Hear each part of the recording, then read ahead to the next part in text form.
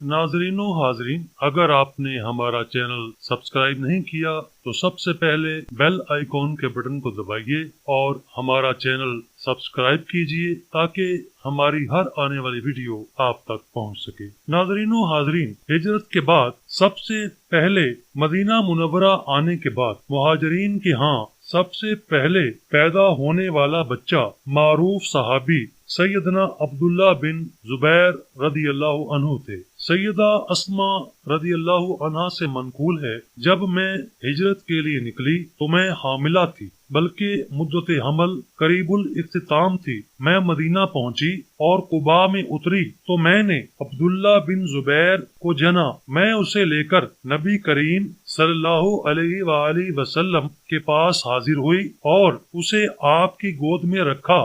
آپ نے ایک کھجور منگوا کر اسے چبایا، پھر اس کے منہ میں اپنا لعاب مبارک ڈالا۔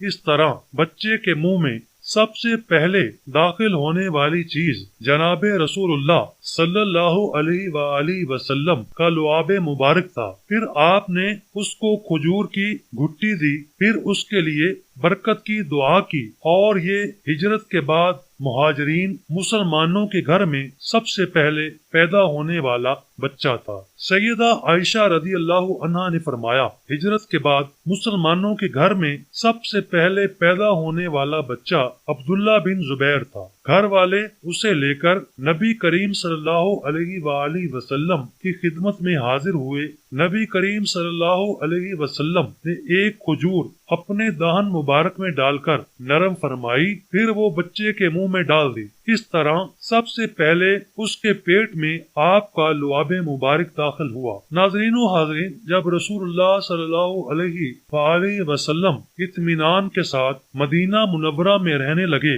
سب مہاجر بھائی پہنچ گئے، انصار بھی نظم قائم ہو گیا اور اسلام کی بنیاد مضبوط ہو گئی، تو نماز کا نظام قائم کیا گیا، زکوٰۃ و روزہ فرض ہوئے، حدود قائم کی گئیں اور حلال و حرام کے مسائل نازل ہوئے۔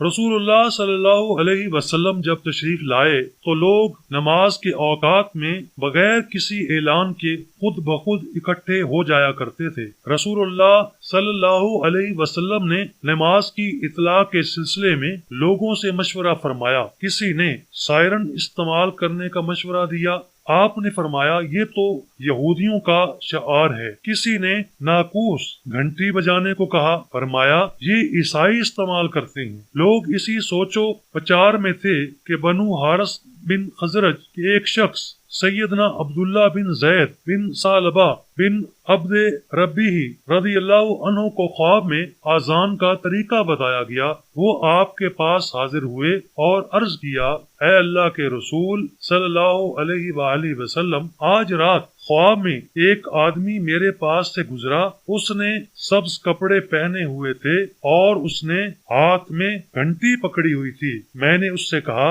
اللہ کے بندے، تو یہ گھنٹی بیچے گا؟ وہ کہنے لگا، تو اس سے کیا کرے گا؟ میں نے کہا، ہم اس کے ساتھ نماز کے لیے اطلاع کیا کریں گے۔ وہ کہنے لگا، میں تجھے اس سے اچھی چیز نہ بتاؤں؟ میں نے کہا، بتاؤ۔ اس نے کہا، اس طرح کہا کرو، اللہ اکبر 4 دفعہ، اشہد ان لا الہ الا اللہ 2 دفعہ، اشہد ان محمد رسول اللہ 2 دفعہ، حی علی الصلاۃ 2 دفعہ، حی علی الفلاح 2 دفعہ، اللہ اکبر 2 دفعہ، لا الہ الا اللہ 1 دفعہ۔ جب انہوں نے یہ خواب بیان کیا تو آپ نے فرمایا، یہ خواب اللہ تعالیٰ کی طرف سے ہے، انشاءاللہ تو بلال کے ساتھ کھڑا ہو جا، اس کو بتاتا جا، وہ ان کلمات کے ساتھ اذان کہے، کیونکہ اس کی آواز تجھ سے بلند ہے۔ جب سیدنا بلال رضی اللہ عنہ نے ان کلمات کے ساتھ اذان کہی تو سیدنا عمر بن خطاب رضی اللہ عنہ نے گھر میں اذان کی آواز سنی اور بھاگے بھاگے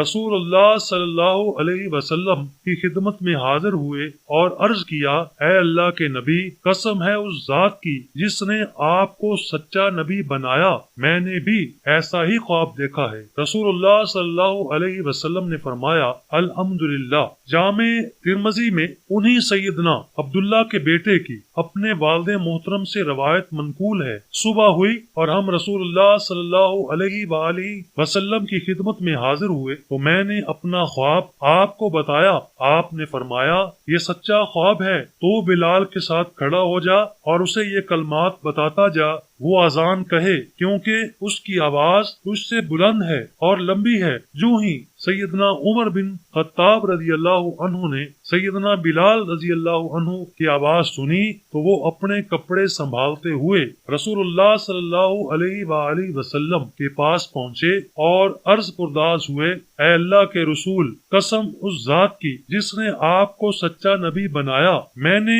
بھی خواب میں یہی کچھ دیکھا ہے۔ رسول اللہ صلی اللہ علیہ وآلہ وسلم نے فرمایا، اللہ کا شکر ہے، خواب کا سچا ہونا یقینی ہو گیا۔